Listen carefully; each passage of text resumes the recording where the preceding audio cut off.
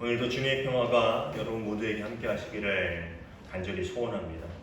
우리 지난주부터 느헤미야의 말씀을 함께 나누기 시작했는데 나라와 민족을 생각하면서 눈물 흘리던 느헤미야의 모습을 우리가 함께 보았죠. 느헤미야의 모습이 오늘날을 살아가는 우리 그리스도인들에게 필요한 모습이 아닐까라는 생각을 해봅니다. 지난주 수요일부터 모든 교회에 대면 예배가 전면 중단이 되었습니다.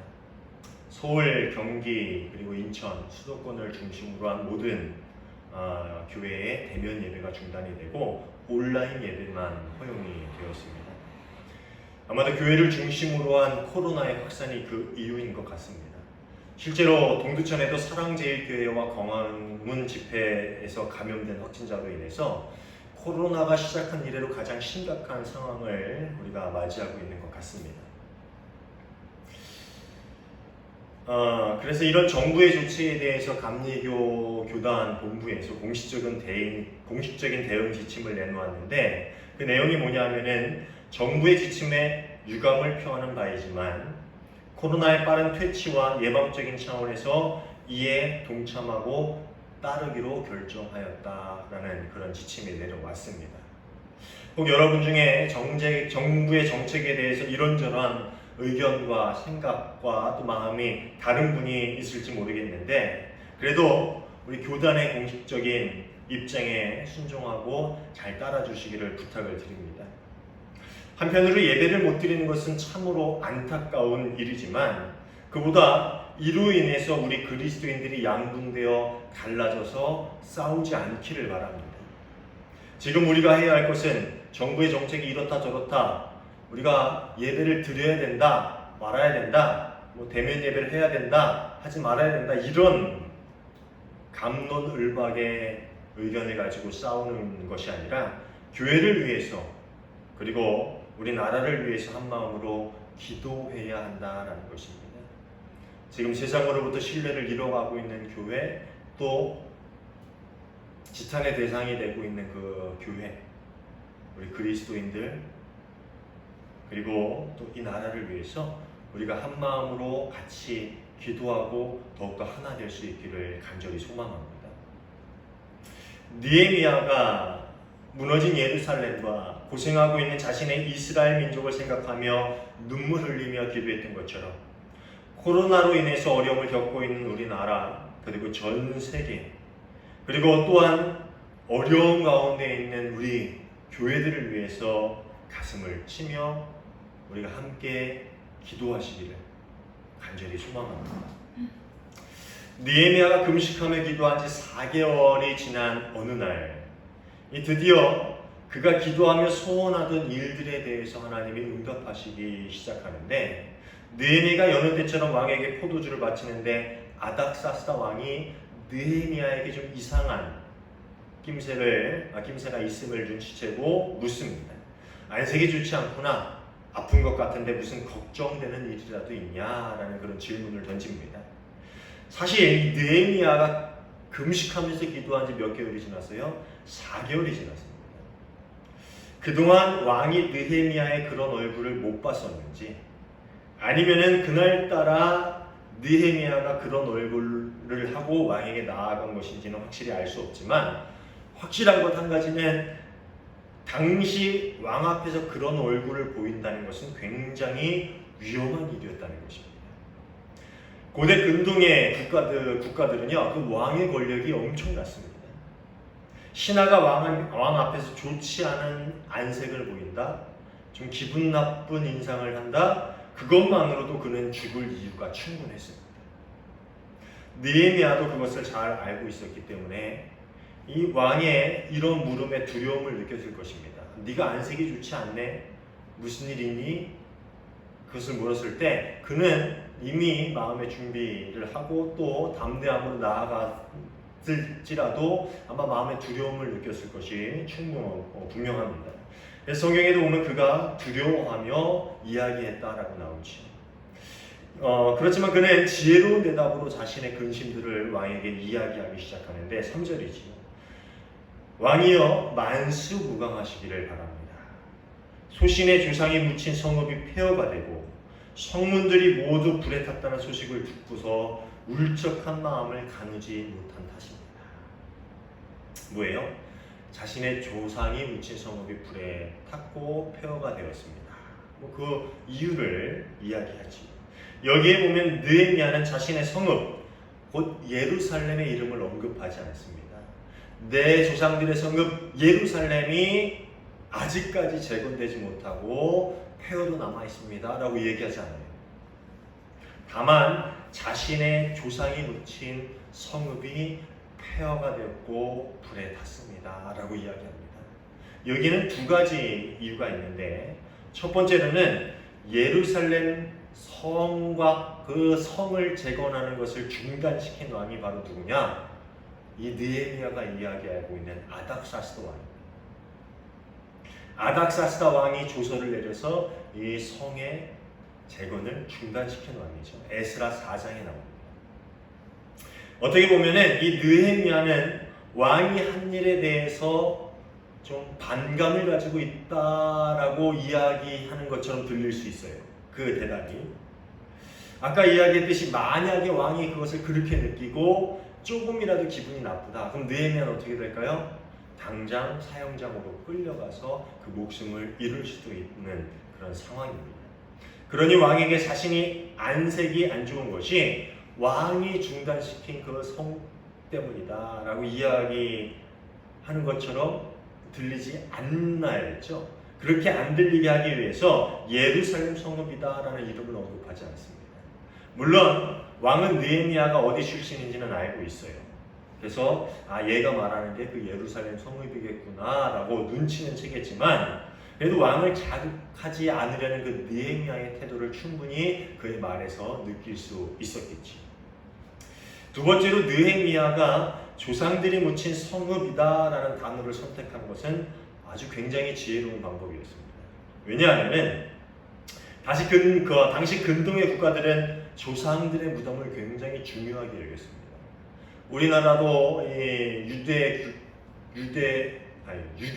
유교 국가이기 때문에 어떻게 해요? 조상의 묘자리를 잘 써야 된다라는 그런 미신이 있잖아요. 그래야지 자손이 번성한다. 근데 근동의 국가들 또한 조상의 무덤은 굉장히 중요한 장소였어요. 그리고 이 조상의 무덤을 건드린다? 아주 예민한 문제였습니다. 그러니까 자신의 조상들이 묻힌 그곳이 폐허가 되었습니다. 이 말은 느헤미야가 얼마나 이 불쌍하게 여길 수 있는 말인가, 이 왕이 볼 때 그런 것을 유추해 볼 수 있는 아주 이 왕의 연민을 자아내게 하는 그런 말이었다는 것이죠. 참 지혜로운 대답이었죠. 이런 느헤미야의 대답으로 이 왕의 마음이 움직이고 왕이 느헤미야에게 어떻게 해주길 원하느냐, 내가 너에게 무엇 해주길 원하냐라는 그런 말을 하게 합니다. 그리고 느헤미야는 자신의 가슴에 품고 있던 소원을 조심스레 이야기하는데 5절과 7절과 8절이 그에 대한 이야기입니다. 임금님께서 좋으시면, 왕께서 소신을 좋게 보시면 소신의 조상이 묻혀있는 유다의 그 성읍으로 저를 보내주셔서 그 성읍을 다시 세우게 하여 주시기를 바랍니다. 나는 왕에게 또 덧붙여서 말씀드렸다.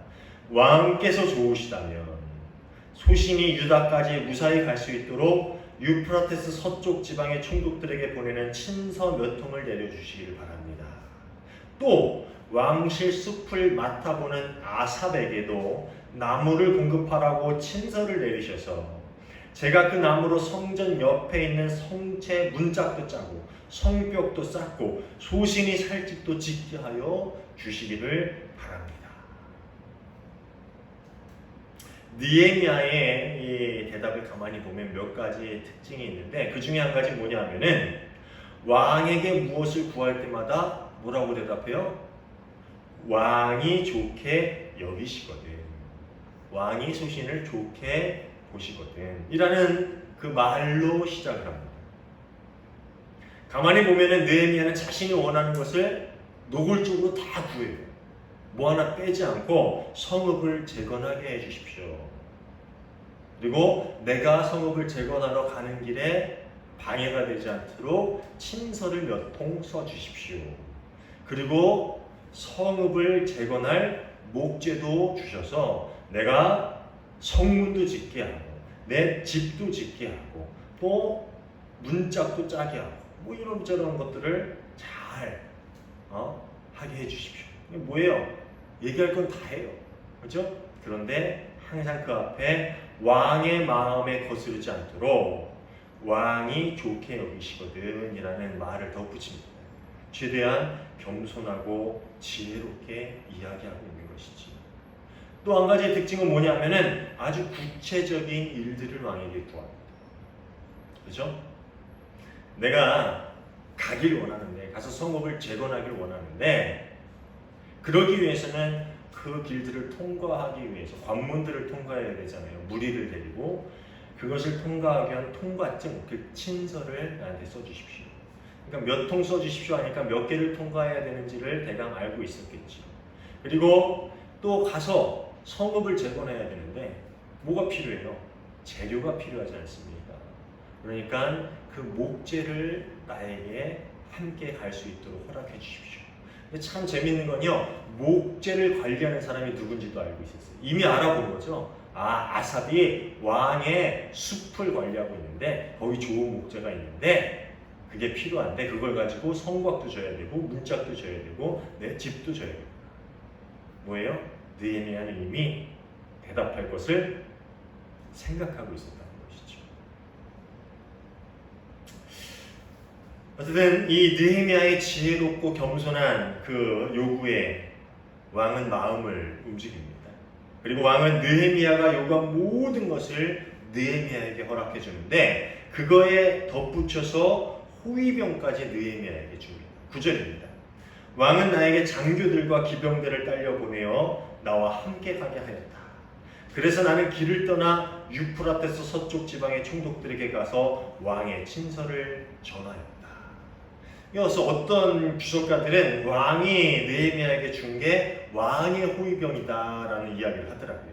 그래서 어떻게 해석하냐면은 이 느헤미야를 얼마나 신뢰하는지, 얘가 하는 모든 일을 건들면은 내 손에 죽는다라는 것을 표현하기 위해서 호위병을 보냈다라는 그런 이야기를 하더라고요. 왜냐하면은 그냥 군대하고 왕의 호위병은 차원이 다릅니다.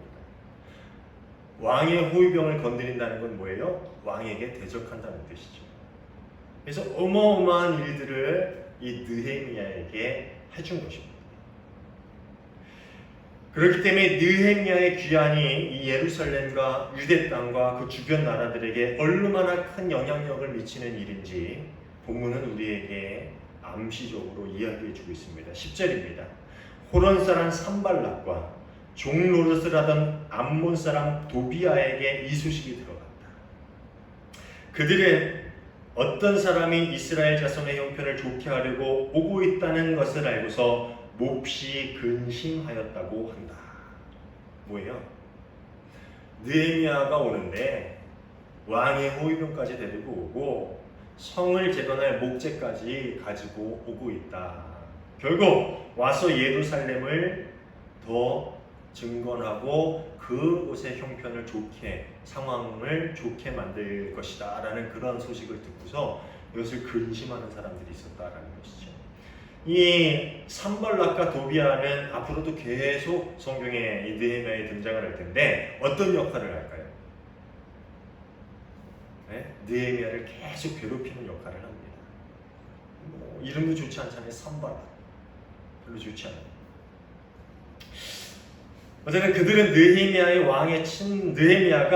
왕의 친서와 성을 재건할 목재뿐만 아니라 그들을 지켜줄 호위병까지 대동해야 하고 온다는 그 소식을 듣고서 큰 두려움을 느낍니다.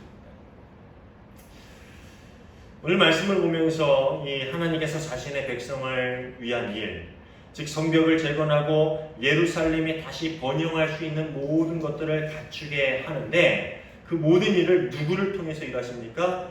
느헤미야를 통해서 일하신다는 것을 알 수가 있습니다. 그리고 또 한 가지, 그 일을 위해서 느헤미야는 어떤 인물이었다? 모든 것을 기도하면서 금식하면서 준비하고 계획했던 인물이었다라는 것입니다. 느헤미야는 4개월이라는 시간 동안 금식하고 기도하면서 나라와 민족을 위해서 어떤 일을 해야 하는지 끊임없이 고민하고 계획했던 인물이었습니다. 그러니까 왕이 물었을 때 자신이 성벽을 재건하기 위해서 무엇이 필요한지, 또 그것들을 가져가기 위해서 어떤 안전한 조치들이 필요한지 구체적인 방법들을 가지고 왕에게 요구할 수가 있었던 것이지요. 저는 이번 사태를 겪으면서 우리 교회가 조금 더 구체적으로 고민하면서 기도했으면 좋겠다라는 생각을 합니다. 무조건 정부의 지침이 이러니 저러니 이건 탄압이니 어쩌니 싸워야 되니 이런 즉흥적인 대응 말고요.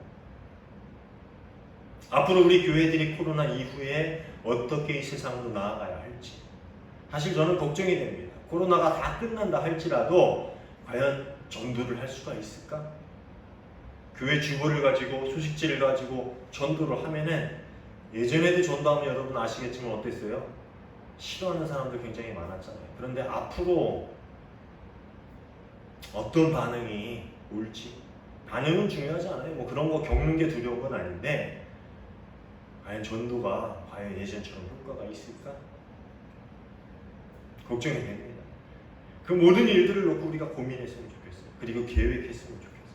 앞으로 우리가 하나님 나라의 확장을 위해서 다시 교회가 부흥하고 세상의 빛으로 소금으로 나아가기 위해서 어떤 일들을 해야 할까? 그것들을 고민할 수 있는 교회들이 되기를 간절히 소망합니다. 무조건 이렇다 저렇다 화낼 것이 아니라 그냥 그것을 기도하고 또 고민하면서 계획하는 그런 일들이 또 우리에게 필요하다라는 것이지. 또 이 예레미야에게 볼 수 있는 한 가지는 뭐냐면은 그는 이미 왕에게 많은 신뢰를 얻고 있었던 인물이었다라는 것입니다. 어찌 보면은 이 아닥사스다 왕은 자신이 이미 내린 칙령, 즉 성을 재건하는 것을 반대하는 명령을 어떻게 해야 돼요? 번복하는 일을 해야만 했습니다. 뭐 지금 생각하면 뭐 이게 별거 아니지 뭐 있겠어? 근데 여러분 조선 왕조에 대한 그 드라마 저는 되게 좋아하거든요. 그거 네? 태조 이성계에 나온 그런 뭐 조선 왕조 500년 그 시리즈 드라마가 있었잖아요. 그걸 보는 거 되게 좋아하는데 거기에 보면은요 왕들이 한번 명령을 내리면 어떻게 합니까? 그것이 잘못된 명령이어도 그 명령은 반드시 이행되죠. 그리고 나중에 그것이 잘못되었다라는 것을 알더라도 왕이 어떻게 해요? 내가 잘못했다, 미안하다라는 말을 해요, 안 해요? 왕은 하지 않습니다. 우리나라 조선도 그랬죠? 근동의 왕도 마찬가지입니다. 당시 왕들이 혹 잘못된 명령으로 누군가를 죽이거나 어디에 큰 손해가 생겨도 절대 그것에 대해 유감을 표시하지도 그것이 잘못된 명령이었다고 이야기하지도 않습니다. 그런데 이 명령을 번복하는 일이 쉬운 일이었을까요? 쉽지 않은 일이었습니다. 느헤미야를 절대적으로 신임하기 때문에 왕이 그것을 그 자리에서 곧장 허락하고 그 명령을 번복하는 칙령을 내린 것이지요. 게다가 공사가 중단되었을 때 어떤 이유로 공사가 중단되었습니까? 기억나십니까? 저들이 반역을 꾀한다. 그 성이 재건이 되면은 그들은 왕을 반역하고 더 이상 왕에게 조공을 바치지 않을 것이다. 세금을 바치지 않을 것이다. 그런 거짓 상소로 이 성벽을 쌓는 것이 중단이 되었습니다. 지난주에도 말씀을 드렸지만 아닥사스다 왕 때 반란이다라는 것이 정말 예민한 문제였어요. 왜냐하면 이미 애굽에서도 반란을 일으켜서 그것을 제압하는데 5년이라는 시간이 걸렸고요. 또 유프라테스 강 서쪽, 즉 가나안 그 땅 쪽으로도 총독이 반기를 드는 일이 있어서 그 총독을 제압하고 다시 그 관계를 회복하는데 오랜 시간이 걸렸습니다. 그뿐만 아니라 작고 큰 여러 반란들이 이 가나안 땅에 수없이 일어나고 있었습니다. 그런데 예루살렘 성벽을 재건한다? 예루살렘은 어떤 성이냐, 어떤 도시냐면은 이 다윗이 그 성벽을 재건할 때 그런 이야기가 나와요. 그것은 쉽게 공략할 수 없는 그러한 성이다, 도시다라고 나와요. 그러니까 거기다 성벽을 재건하면 어떻게 해요? 도저히 공략하기가 힘든 요새가 완성이 되는 거예요. 그런데 예루살렘 성벽을 재건하는 일이 이 아닥사스다 왕에게 별로 달가운 일이 아니었어요. 그것이 반란이 일어나면 또 자신을 반역하면은 그걸 어떻게 다스려요? 그렇지만 왕은 누굴 믿고 그 일을 허락해 준 거예요? 느헤미야를 믿고 그 일을 허락해 준 것이죠. 그가 결코 자신을 반역하지 않을 것이다 라는 그 신뢰가 있었다라는 것입니다. 하나님의 일을 감당하기 위해서 하나님께서 이 느헤미야를 사용하신 것은 그가 하나님의 일을 위해서 기도하고 금식하면서 철저히 그 일들을 준비할 수 있었던 인물이다라는 것. 그리고 그가 어디서나 겸손하고 지혜로움으로 누군가의 신뢰, 왕에게 신뢰를 얻을 수 있었던 인물이었다라는 것입니다. 오늘날 교회와 그리스도인들은 어떻습니까? 세상으로부터 또 세상 사람들로부터 이런 신뢰를 얻고 있습니까? 제가 어렸을 때라 잘 기억은 안 나지만 TV에서 본 기억이 나는데 옛날 다미선교회 같은 이상한 단체들이 있었어요.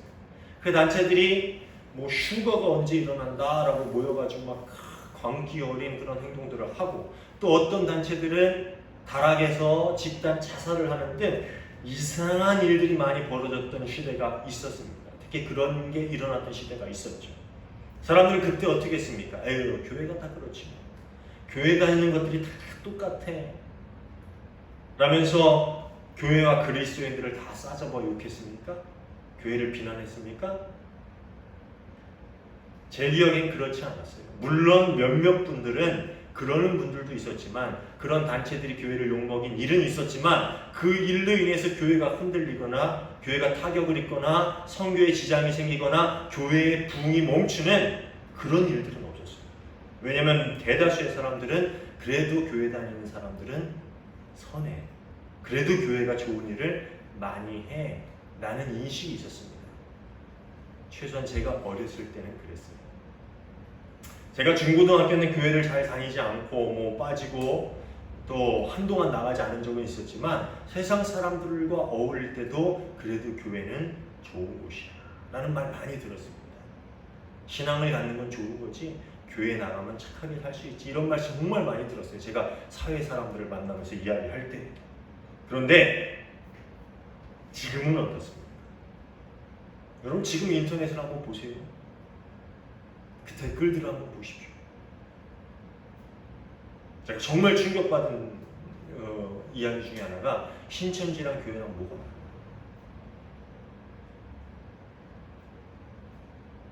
근데 그 밑에 댓글이 뭔지 알아요? 교회가 신천지보다 더해.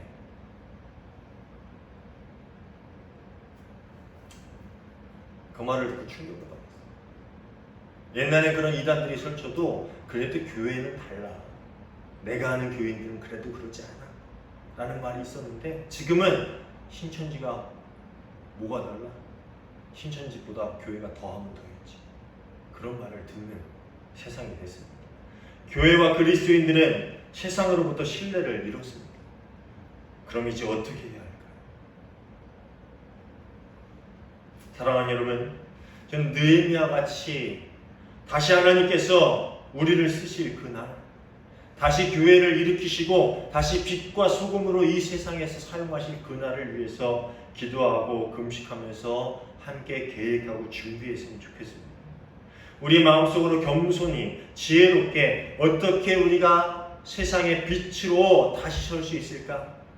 예수 그리스도의 빛을 세상에 드러낼 수 있을까를 고민하면서 준비하는 우리 교회가 우리 그리스도인들이 되었으면 좋겠습니다. 느헤미야가 아닥사스다의 신뢰를 얻은 것은 잠시의 노력으로 된 것은 아닐 것입니다. 그렇죠? 술 맡은 관원이 되기 위해서 잠깐 느헤미야의 눈에 들어서 그렇게 술 맡은 관원이 되고 또 그런 신뢰를 얻는 인물이 되었을까요?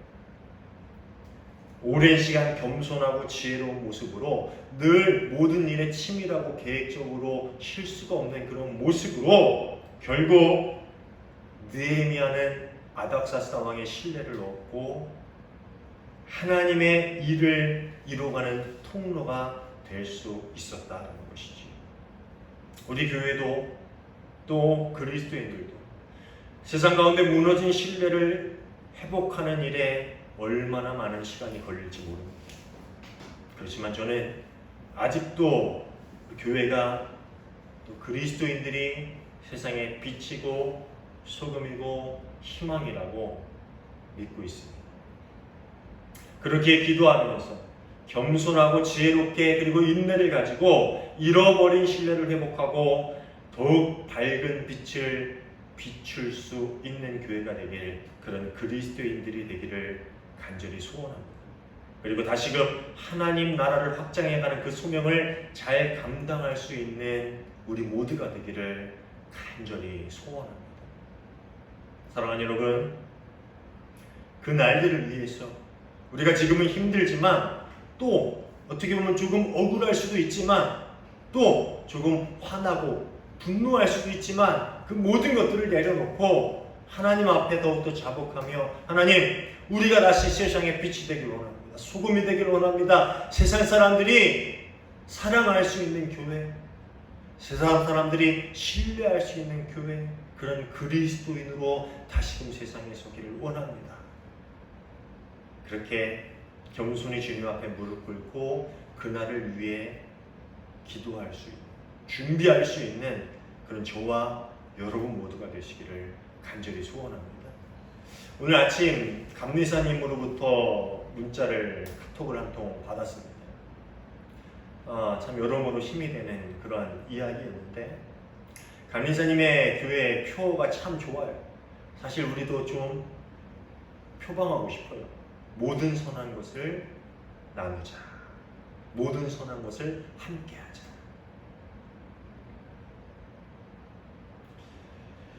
잠깐의 한두 가지 일로 세상이 우리를 선하게 보는 그 시선이 회복되지는 않을 것 같아요. 그렇지만 우리 마음속에 그렇게 기도하길 원합니다. 우리 삶 가운데 그런 모든 일들이 계속되어지고 지속되어지고 또 그 일들을 위해서 늘 우리가 마음속으로 생각하고 계획하고 준비하고 어떤 선한 것을 우리가 나눌 수 있을까라는 것을 마음속에 품고 살아가는, 다시금 우리 그리스도인들이 신뢰를 얻고 우리 교회가 세상 가운데 신뢰를 회복하고 다시금 하나님 나라가 확장되어져가는 그런 일들이 이 땅과 전 세계 가운데 일어나기를 주님의 이름으로 축원합니다.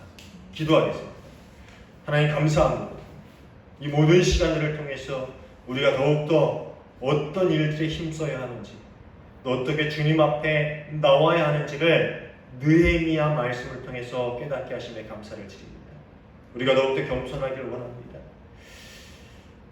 노예의 삶 가운데, 포로기의 삶 가운데 있었지만 그래도 희망을 잃지 않고 더욱더 열심히 더욱더 신뢰를 얻으며 살아가 결국 하나님의 일을 이루었던 느헤미야처럼 이 어두운 시간 가운데도 우리가 더욱더 하나님 앞에 무릎 꿇고 회개하고 기도함으로 또 마음속으로 모든 선한 것을 세상 가운데 나누기를 계획하고 소망함으로 살아감으로 다시금 세상의 신뢰를 얻을 수 있는 우리 그리스도인들과 우리 교회 되길 원합니다.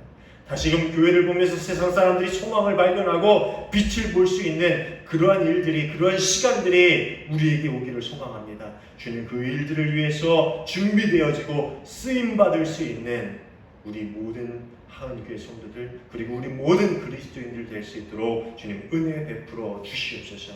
우리 삶 가운데 함께하여 주셔서 위로하시고 또 계획하게 하시고 결단하게 하시고 준비하게 하시는 하나님을 신뢰하며 예수님 이름으로 기도하옵나이다. 아멘.